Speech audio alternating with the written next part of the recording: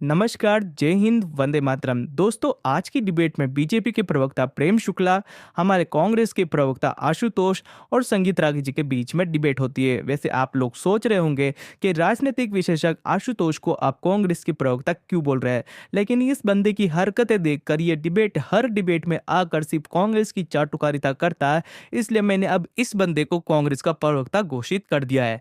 अगर आपको भी इस बंदे के बारे में कुछ राय रखनी हो तो कमेंट में बताइए। और वैसे आज प्रेम शुक्ला और संगीत रागी जी ने इसकी ऐसी बैंड बजाई है कि ये डिबेट में आने के पहले 10 बार सोचेगा।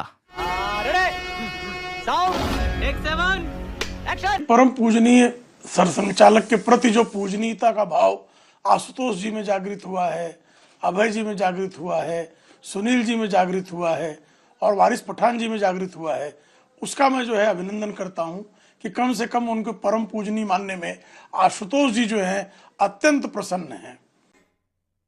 दूसरी बात जो है, अब पहले एक इन्होंने कहा कि औषधियों की खोज नहीं, औषधियां नहीं उपलब्ध कराई जा रही हैं। श्रीमान जी, भारत अकेला देश है जिसने 2 वैक्सीन का कोरोना काल में जो है न केवल अन्वेषण किया बल्कि समग्र भारतीयों को जो चाहते थे उनका वैक्सीनेशन करने का काम किया। और कांग्रेस के काल में अभय जी वैक्सीनेशन के लिए दशकों की प्रतीक्षा करनी पड़ती थी। ये बड़ी अच्छी बात कही आप। और आपने सारा प्रयास कर लिया, फाइजर के लिए लॉबिंग भी कर ली, और फाइजर की किस तरह से वैक्सीन निकली और कितने उसके दुष्परिणाम विविध देशों में हुए वह भी इस देश ने भली भांति देखा। हम नौकरियों पर भी बहस करना चाहते हैं, हम महंगाई पर भी करना चाहते हैं। अंजना जी, एक दिन नौकरियों पर ही बहस कर लीजिए। आप बुलाइए, संभल का मुद्दा मत उठाइएगा। सिर्फ भारत में एम्प्लॉयमेंट की स्थिति 2004-14 और 14-24 इसी पर बहस करेंगे। सिर्फ महंगाई पर हम 2004-14, 14-24 पर बहस करेंगे। हम तैयार हैं करने के लिए बहस। ये हुई ना बात। ये तो जब संभल की बहस में आएंगे तो महंगाई बेरोजगारी ढूंढेंगे, महंगाई बेरोजगारी की बहस में आएंगे तो संभल पे भागेंगे। ये इनकी स्थिति है। और मित्रवर वारिस पठान जी, कृपा करके मुझे बताइए ना कि आप जो हैं अगर हिंदुओं के मंदिरों का कब्जा कर लेंगे, इससे सौहार्द बढ़ेगा? हिंदुओं, आप तो अगर कहीं एक जगह मस्जिद होगी तो कहते हो ताकयामत जो है मस्जिद कायम रहेगी, समझ रहे हो? लेकिन मंदिर रहेगा तो वो कायम नहीं रहने का अधिकार है। गंगा जमुनी तहजीब ये सिखाती है कि मंदिरों पर कब्जा कर लो, मूर्तियों को तोड़ दो, वापियों को ढक दो। ये गंगा जमुनी तहजीब में कहां से आई भाईजान?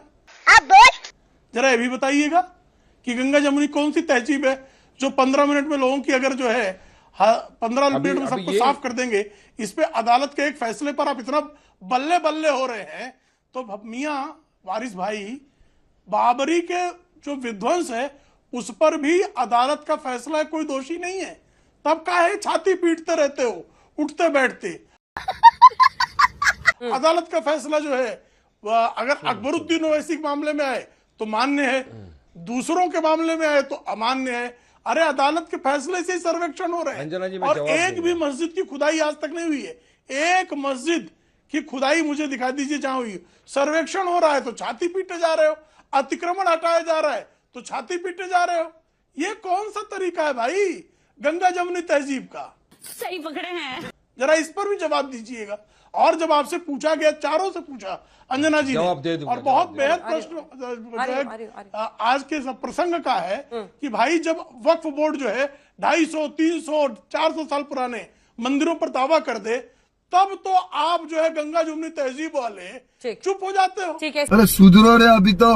मामला ये है ना कि ये जो जितना भी अतिक्रमण हटाया जा रहा है कोर्ट के मामलों से ये नहीं टकरा रहा है, तो लीगली वो कुछ भी गलत नहीं कर रहे हैं।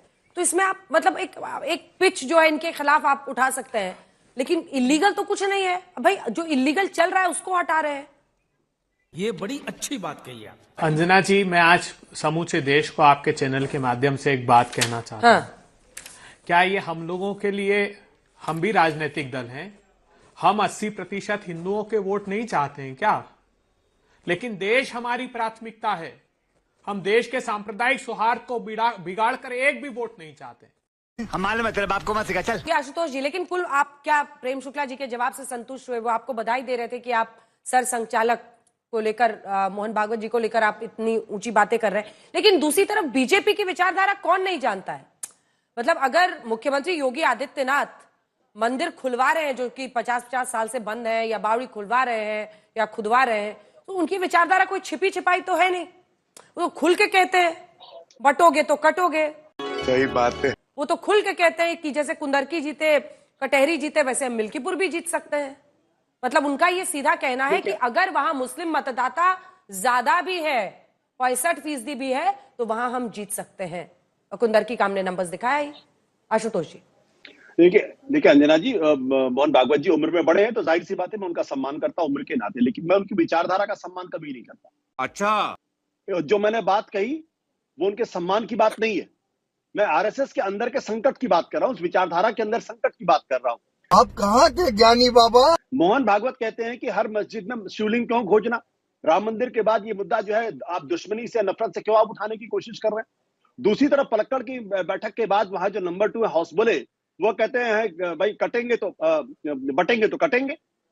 तो ये तो आरएसएस के नंबर 1 नंबर 2 को समझना है कि बटेंगे तो कटेंगे के रास्ते पर चलना है, या फिर हर सबका डीएनए एक है। ये इसलिए मैंने कहा मैं मोहन भागवत का प्रशंसक नहीं हूं, लेकिन मोहन भागवत उम्र में बड़े हैं और यह हमारी संस्कृति, हम जो उम्र में बड़े होते हैं उनका सम्मान करते हैं। मैं दूसरी तरफ इशारा कर रहा हूं कि अगर मोहन भागवत परम पूजनीय है तो संगीत रागी को यहां आकर मोहन भागवत के जो शब्दों का उसको अक्षरशः दोहराना चाहिए, ना कि डिफाइंटली मिस्टर रागी, इनडिसिप्लिन करना चाहिए। मिस्टर वो रागी, डिफाइंट है इस वक्त, वो मोहन भागवत की राय से मिस्टर सहमत रागी। नहीं है। अगर सहमत नहीं है तो उनको मोहन भागवत को परम पूजनीय कहने का कोई अधिकार नहीं है। संगीत अभी मजा आएगा ना भिड़ो। शायद उनको नहीं मालूम है, देखिए शायद उनको नहीं मालूम है कि स्वयंसेवक का मतलब होता है स्वयं की प्रेरणा से राष्ट्र के लिए समिधा बनकर के जलना। तो कोई आवश्यक नहीं है, मैं मोहन भागवत जी के जो बड़े हैं और उनके उदार मन से ऐसी ही बातें आनी चाहिए। सवाल यह है कि क्या मुसलमानों के तरफ से हिंदुओं के प्रति उसी प्रकार की जो परिभाषा है काफिर की वो खत्म हो गई है। दरअसल खुदाई में कुछ नहीं निकल रहा है, नेहरू और इस्लामिस्टों का पाप निकल रहा है, और वो पाप जैसे ही बाहर निकल रहा है, पता है कि इस देश में हिंदू सभ्यता का जितना नाश इस्लामिस्टों ने किया उतना ही नाश कांग्रेसियों और वामपंथियों और समाजवादियों ने भी किया है। देख रहा है बिनो, जब पाप निकल रहा है तो स्वाभाविक है कि ऐसी स्थिति में जब मोहन आशुतोष जी वो भागवत कह रहे जी हैं का पाप बयान निकल आता रहा है है, तो इनको अच्छा पाप निकल रहा है। लगता छोटा है। सा जवाब ले लीजिए, छोटा सा। अब भाई मोहन भागवत जी को ये पाप नहीं दिखाई पड़ रहा है और संगीत रागी को पाप दिखाई पड़ रहा है, तो आप समझ लीजिए कि अनुशासनहीनता आरएसएस में कितनी बढ़ गई है कि आरएसएस का स्वयंसेवक मोहन भागवत की मानने को तैयार नहीं है। पाप है जो बाहर निकल सीधी सी रहा बात है।